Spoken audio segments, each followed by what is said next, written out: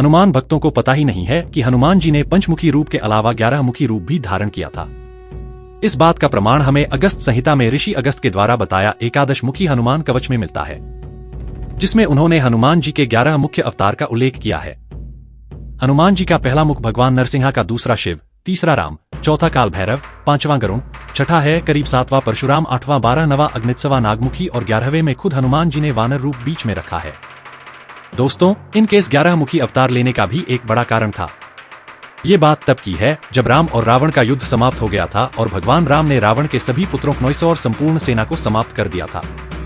पर उस समय रावण का एक पुत्र कालकार मुख रावण के भाई अहि रावण के बड़े बेटे माही रावण से पाताल लोक में तंत्र विद्या सीखने गया था। राम रावण युद्ध समाप्त होने के बाद भी माही रावण ने कालकर मुख को युद्ध के बारे में कुछ नहीं बताया था, ताकि उसका पूरा ध्यान केवल विद्या सीखने में ही लगे। कालकार मुख अपने पिता रावण की तरह ही बलवान था। रावण के तो 10 ही सिर थे, पर कालकार मुख के 11 सिर थे। जैसा पिता वैसा ही पुत्र कालकार मुख तंत्र विद्या का बहुत अभ्यास करता था, जिससे वो रावण के जैसा बलवान और ज्ञानी बन चुका था। मही रावण से तंत्र विद्या सीखने के बाद वह लंका वापस आ जाता है, पर जब उसने लंका में प्रवेश किया तो उसे कुछ अजीब लगा। सारे लंका में जो भी राक्षस पहले हर समय मां तथा शराब के नशे में धुत बने रहते थे, वो आज शांत और डरे हुए से लग रहे थे। पूरी लंका में एक अजीब सा सन्नाटा छाया हुआ था, मानो कि किसी ने लंका को राक्षस से खाली कर दिया हो। कालकर मुख तेजी से अपने कदम मां मंदोदरी के भवन की ओर मोड़ता है, पर जब वो मंदोदरी से मिला तो मंदोदरी पागल सी हो गई थी।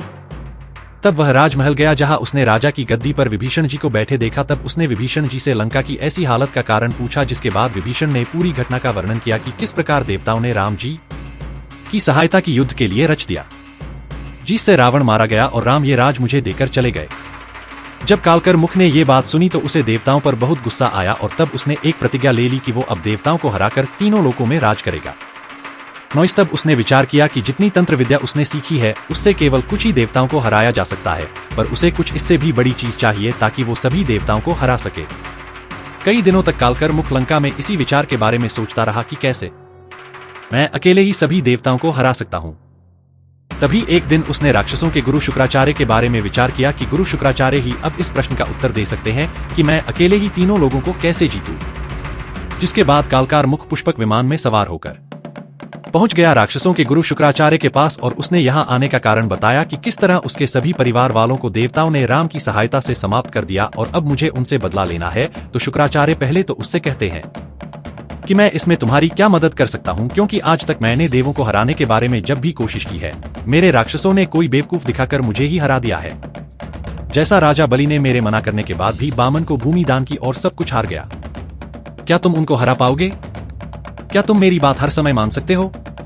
अगर हाँ तो मैं तुम्हें एक ऐसी साधना दूंगा जिससे तुम देवताओं को हरा दोगे। तब कालकार मुख शुक्राचार्य की बात को मान जाता है और उसने उनकी सभी बातों को मानने का वचन दे दिया। तब शुक्राचार्य ने कालकार मुख से उसकी विद्या की परीक्षा ली और कालकार मुख के विद्या को देख शुक्राचार्य खुश हो गए। और तब शुक्राचार्य ने कालकार मुख को ब्रह्मा जी की एक उग्र साधना दी, जिसमें उसे बताया गया कि पहले तुम स्नान करके उषा यानी जो खेतों के किनारे होती है, जिसके छूने से वो हाथ को भी चीर देती है, उसकी लंगोटी पहनकर और दाहिने पैन के आगे हिस्से के बल पर खड़े होकर तपस्या करनी है, जिसमें पहले 4 महीने घास खाकर और फिर अगले 4 महीने जल पीकर, फिर अगले 4 महीने केवल हवा की बल पर तपस्या करनी है, फिर हवा भी बंद करके तपस्या करनी होगी। तब ब्रह्मदेव तुम्हें वरदान देने आएंगे। तब तुम उनसे वरदान मांग लेना कि मुझे अमर कर दो।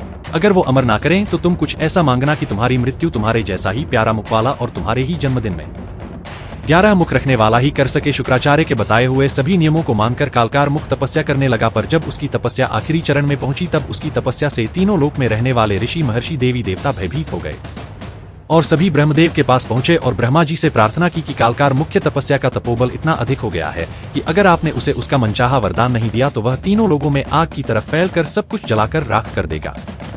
तब ब्रह्मा जी उसे वरदान देने उसके पास पहुंचे और तब कालकार मुख ने उनसे अमरता का वरदान मांगा, पर ब्रह्मा जी ने उसे इसके बदले में कुछ और मांगने को कहा।